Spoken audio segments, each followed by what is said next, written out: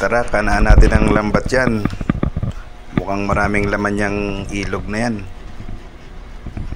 Sana walang walang buaya, walang ahas. Yan, kanaan natin ang lambat yan. Sige na, kunin mo na yung lambat sa sako. At kakanaanan natin yan. Yan, kasama ko yung bayaw ko, si Kuya Rod. Yan, maglalambat kami dito sa ilog. At yan, kinanaan na nga niya yung lambat natin na 3-ply. Medyo mababaw lang dito guys, kasi kailangan pagka ganyang 3-ply, mababa lang yan. Dapat mababa lang din yung tubig. Kapag kasi malalim mo inilagay yan, wala, lulusot lang yung isda sa taas. Sa taas lang dadaan yan, hindi rin mahuhuli. Kaya dapat mga ganyan lang kababaw. Yan, medyo putik at buhangin yung kinanaan namin guys. Tingnan natin kung may titingan, kasi medyo linaw yung tubig. At yan nga, pinandaw na namin guys ang lambat. Unang pandaw. Yan, may tilapia kagad. Mga tilapia hindi siya yung tilapia Tagalog. Ayan marami dito mga katkat, tilapia, bangus.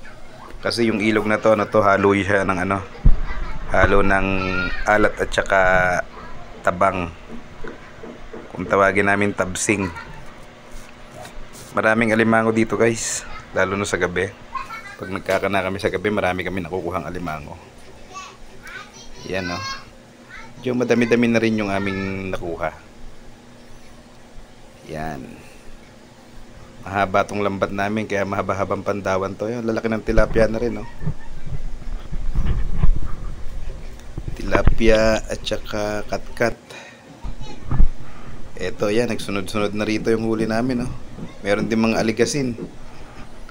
Ayan pa bangus, aligasin, katkat.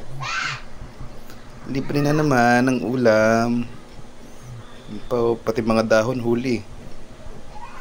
Hindi makawala dito sa 3-ply.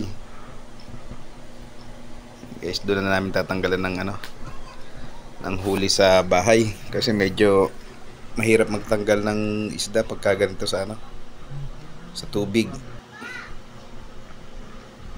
Ayan pa nagsunod-sunod na guys. Kat-kat na naman. Ang dami naming huli ngayon guys. Pag medyo high tide, mataas din ang tubig dito, halos hanggang lieg. Kaya hindi pwedeng maglagay ng lambat pagka ganun mababa lang yung lambat namin Ayan na guys, yung namin, yung natanggal pa lang namin sa lambat.